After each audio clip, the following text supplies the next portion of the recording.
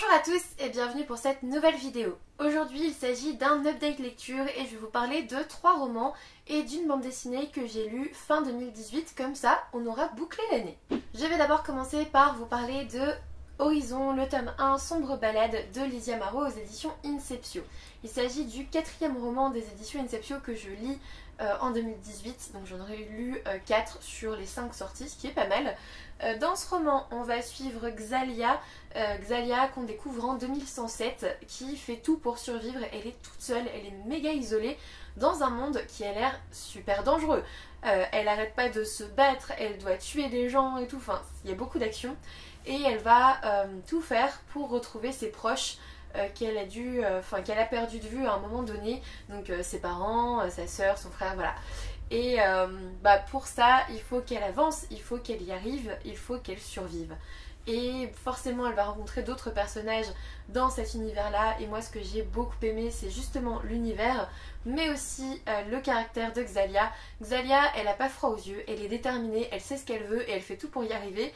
Et puis, elle est surentraînée, quoi. Elle est très très forte grâce à son père. Mais on devine une certaine sensibilité, une certaine vulnérabilité qui sont bien cachées derrière sa grosse carapace. Et ouais, c'est un personnage que j'ai énormément aimé, j'ai beaucoup apprécié ce récit. En fait, Lizzie Amaro, elle nous montre qu'il n'y a pas besoin de morts-vivants pour qu'on soit dans un monde post-apocalyptique. Les vrais monstres, en fait, ce sont tout simplement les humains. C'est un peu comme Neil Shusterman dans Dry. Finalement, les monstres, c'est bien, mais c'est surfait, quoi. On n'a pas besoin d'inventer de monstres. Les vrais monstres existent déjà, en fait, et c'est nous.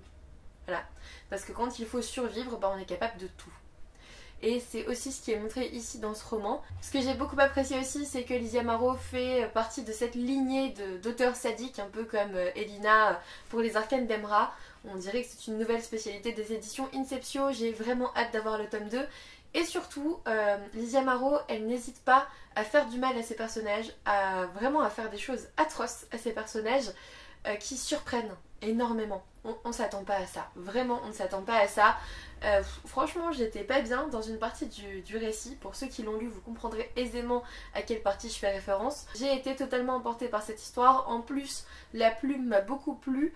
Au début, je me suis quand même dit, tiens, ce personnage principal là, il est vulgaire. Et en général, j'aime pas les personnages principaux qui jurent à tout va, qui sont vulgaires à tout va. Mais en fait, ça fait partie du personnage. Ça fait partie de ce personnage qui se donne un genre, qui fait les gros bras, qui roule des mécaniques et qui finalement derrière reste une jeune fille de 19 ans comme les autres, quoi.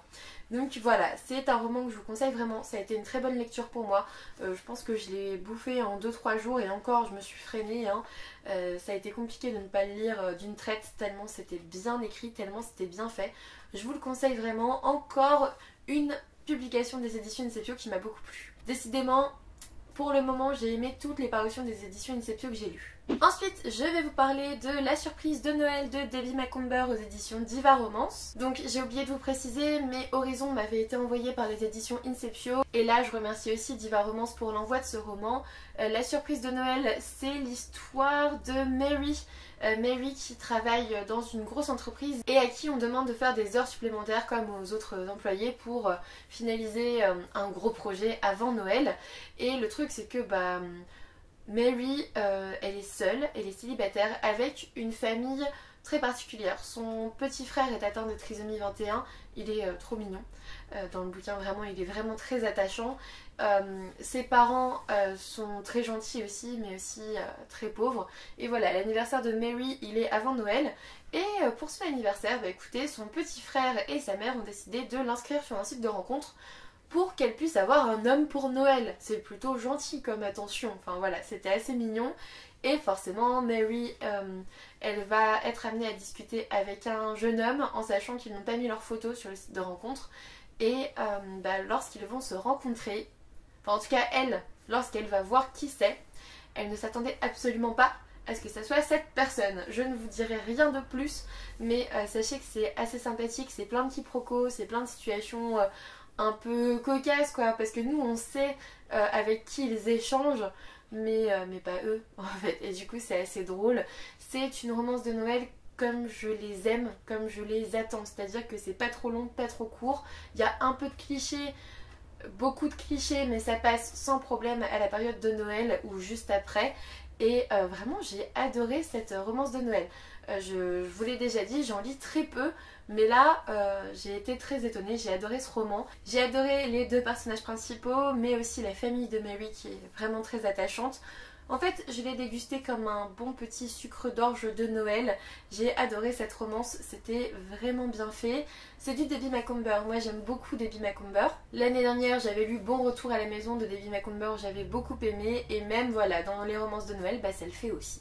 Du coup, si vous n'êtes pas encore prêt à laisser partir Noël, n'hésitez pas à vous procurer la surprise de Noël, que ça soit pour début janvier, histoire de prolonger un peu la magie, ou pour la fin de l'année, histoire de vous remettre un peu dans le mood avant le prochain Noël. Je vous conseille vraiment ce roman. Ensuite, j'ai découvert comme dernière lecture de l'année 2018 La tête sous l'eau d'Olivier Adam aux éditions Robert Laffont dans la collection R.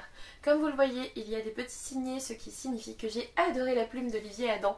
C'était, il y avait un côté très poétique en fait que j'adore. J'adore quand c'est écrit de cette façon-là.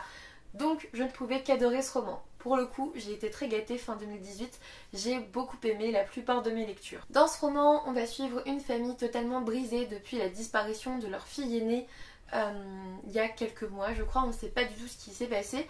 Et nous, on prend l'histoire au moment où ils la retrouvent. Donc du coup, on va plutôt être dans l'après. On n'est pas comme dans un thriller où on va enquêter, etc. C'est pas du tout ça, ça n'a pas cette prétention. On va être dans l'après, dans le traumatisme de la détention, mais aussi le traumatisme vécu par cette famille qui a dû survivre sans l'un de ses membres. C'est une famille avec 2 enfants et voilà, on va découvrir les traumatismes de cette famille qui a dû survivre avec un seul enfant sur les 2 pendant des mois et aussi se réhabituer.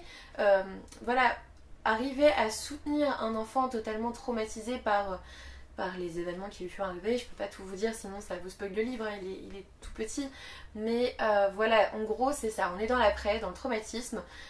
J'ai adoré ce roman, vous vous en doutez, il y a beaucoup de psychologie évidemment dedans, c'est très bien fait, c'est vraiment très très bien fait. Et puis il y a quand même un petit suspense parce qu'on veut retrouver la personne qui a pu faire disparaître la fille aînée.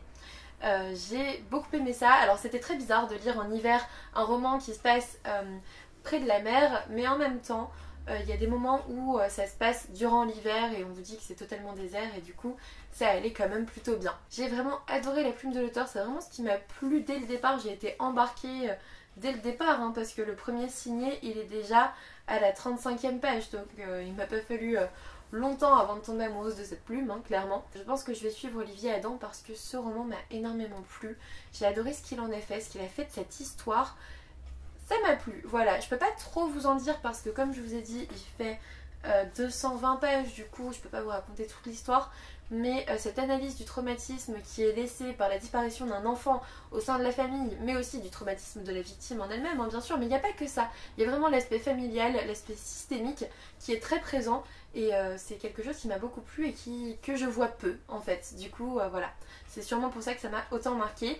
Je vous le conseille si jamais la thématique vous intéresse, c'est vraiment très bien traité. Dernier ouvrage dont je souhaitais vous parler aujourd'hui, il s'agit d'un roman graphique, il s'agit même d'une bande dessinée qui s'appelle Obscurcia, le chapitre 1 de Borio, Dont et Guyot aux éditions Delcourt.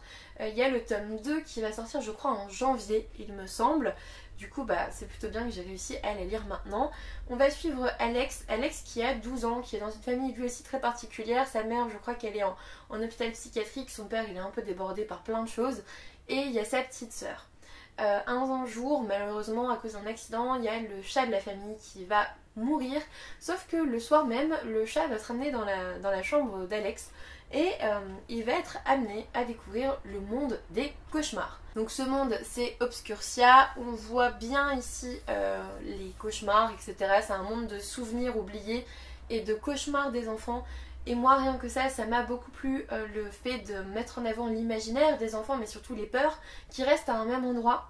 Là il va se retrouver dans toutes les peurs, dans toutes les phobies de l'enfance et dans toutes ces peurs imaginaires aussi, voilà ces cauchemars. Et il va pas y avoir que ça, comme vous voyez ici on a aussi un personnage très particulier.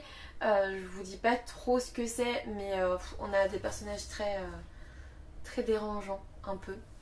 C'est très sanglant quand même, je le mettrai pas entre n'importe quelle main, je vous l'avoue. Je vous montre une planche. Voilà, au niveau des dessins, Je vous avoue que quand je l'ai feuilleté, c'est pas forcément mon type de dessin préféré, mais au niveau coloration c'est méga beau. Et puis en fait au niveau des dessins, au bout d'un moment j'ai beaucoup apprécié ça. Après voilà, comme je vous ai dit, c'est très sanglant, donc ne le mettez pas entre toutes les mains surtout. Rien qu'avec le décès du chat, moi j'étais pas bien. Donc déjà de base on partait pas vraiment bien. Sinon j'ai globalement bien aimé cette lecture, mais surtout dans la thématique qu'elle aborde au niveau de l'imaginaire, au niveau des peurs et des cauchemars de l'enfance. J'ai l'impression que ce jeune homme, cet Alex, il va devoir traverser ce monde comme une quête initiatique et qu'il va en ressortir grandi. J'attends de voir le tome 2 avec impatience parce que sur la fin du tome 1 on n'était quand même pas très bien, hein, je suis en train de le refeuilleter mais on va pas très bien, donc du coup j'ai hâte de savoir la suite, mais je vous dis il y a une thématique très intéressante et des personnages très dérangeants. Du coup forcément j'aime bien. Du coup n'hésitez pas à découvrir ce tome 1 si jamais ça vous intéresse parce qu'en plus le tome 2 va bientôt sortir. Cette vidéo est maintenant terminée, j'espère qu'elle vous aura plu. Globalement je peux vous conseiller tous les romans que je vous ai montrés dans cette vidéo. Un petit pouce bleu, un abonnement si ça n'est toujours pas fait, ça me fera toujours plaisir. Et puis moi je vous dis à bientôt pour une nouvelle vidéo.